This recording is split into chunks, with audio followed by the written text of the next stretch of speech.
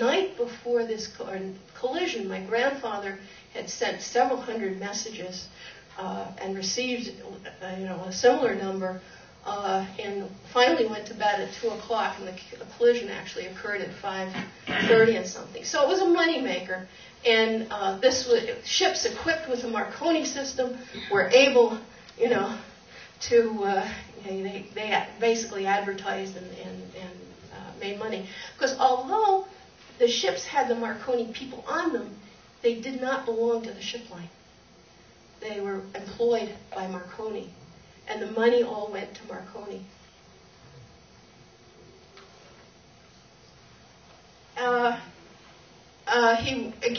This is the Boys' Own Annual in 1909, and they say the wireless hero of the public, and he got a life-saving medal. That's a picture of a life-saving medal that he had got from the French. And so it wasn't just the English and the Americans, but the French also had their share in this process. Now, this is the captain. And his coolness in the face of the situation, according to my grandfather, was instrumental also in keeping everybody cool, calm, and collected, and making the transfer of the passengers possible. He actually, as we'll see in a few seconds, he was actually a relative of J. Bruce Ismay, who was the builder, and the owner rather, of the Titanic. And when my grandfather thought he might want to write this up, this whole adventure, because he liked writing, he asked Sylvie whether... Yeah. He asked Sylvie if it would be okay. And Sylvie said no. Keep quiet. Don't say anything. And in fact, there was never an inquiry into this sinking at all on either side of the Atlantic. And there is reason to believe that the ship was actually carrying a fortune in gold. It went down, and the great fear was that this would cause a huge financial panic. In 1907, there had been a big financial panic. In 1908, there was a huge depression across Europe and America. And 1909, which is, we're talking here, January 1909, the thought that, $25 million in those days of gold went down in the ocean, and the Russians could not meet their financial obligations, which were coming due in February of 1909. Mind you, the Russians were in very shaky financial shape at that point. It's just before the Russian Revolution and World War I. And so the result is that everything was hushed up. And the result of that was that the report on what had happened and how this whole thing had worked was never, ever really published. My grandfather made recommendations at this point, and they really were not properly followed through. And one of the key recommendations was that there would be on each ship not only the usual Marconi wireless person who knew how to run the wireless, but that there would be somebody from the ship itself who would know how to listen so the Marconi guy could go to sleep. And somebody could at least know when CQD or SOS, which was just coming into being, the U.S. didn't ratify that till after the Titanic adventures. But in any case, the idea was that you could possibly have somebody always on duty to know when something was going to happen.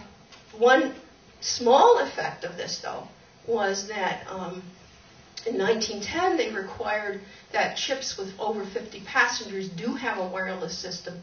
But there's a huge step between having a wireless system where one person could go to sleep and then there was silence, and the situation where somebody was always on duty and could use this as a rescue machine. You see, the thinking was that this was really not, rescuing was fine, but this is really just for having communication, people sending text messaging, as it were, the way people do today between the ship and the shore.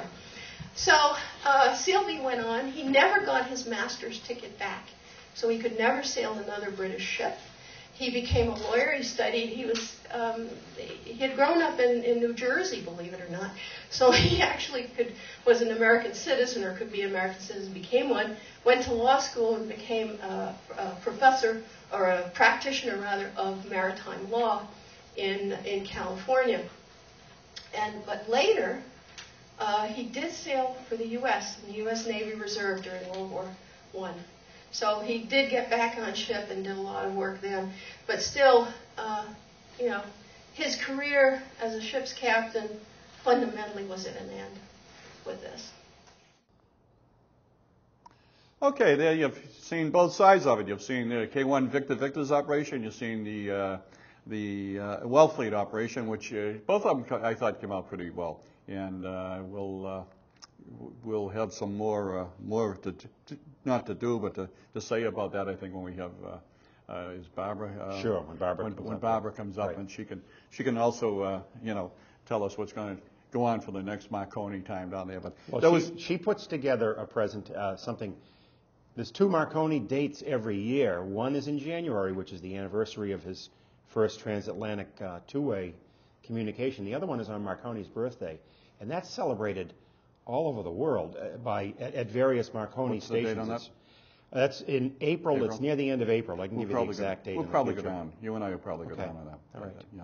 And it's actually going to be pretty good size this year, too. She's got some big things planned. So we're hoping to have her in here before then. Mm-hmm. We talked about sometime in March, the end of March. Okay. So we'll have some more particulars on that. Good. So that means we'll be going down there, and what could it be bigger than us? The only thing, big news for the people down in Florida, to the Orlando, easy for me to say, yeah. Convention, the Orlando Ham Fest. We went down there. We went down last year, and it was a great time. And what better place to go than Florida when you're looking at all this snow here? Except I talked with one of the guys down there this morning, and he said it was 17 degrees in Tallahassee this morning. So that's cool. I don't know. Maybe we should be heading north or something. No. Instead. But anyway, we're going down. A group of us are going down to the Orlando Hamcation, they call it, and that's the 13th, 14th, and 15th. And you're going to go down. You're representing.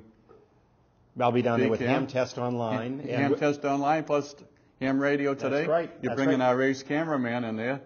That's right.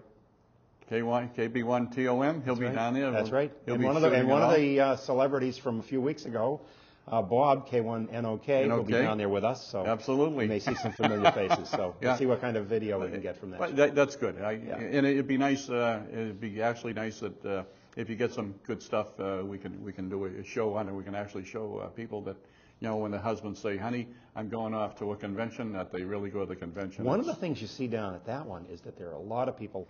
I mean, Florida's an RV type of place anyways. You see a lot of people that go there and they spend an entire week with their RVs camped out in the big field there.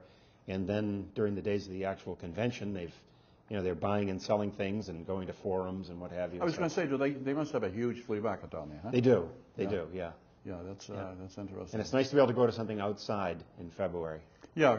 I mean, we get it up here in the fall of the year if it isn't raining. Hopefully the weather will be warm for you. We'll do a show sometime about these ham conventions, which is kind of an interesting subculture segment of ham radio. Yeah, and if you see Bob Heil, tell him Willie Nelson said hello. That's right. Okay. And don't forget the grapefruits for our cameraman, Mike. Okay. All right. You want pink, Mike, or white? He says either, I guess.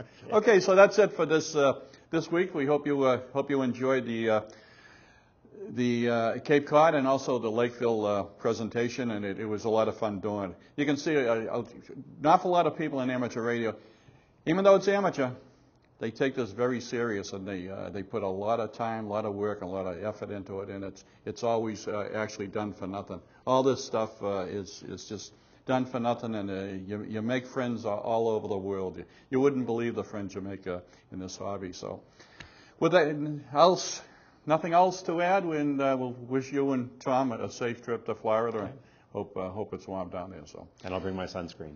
Sunscreen and plenty of batteries and video. 7-3 from now. It's been a lot of fun. 73.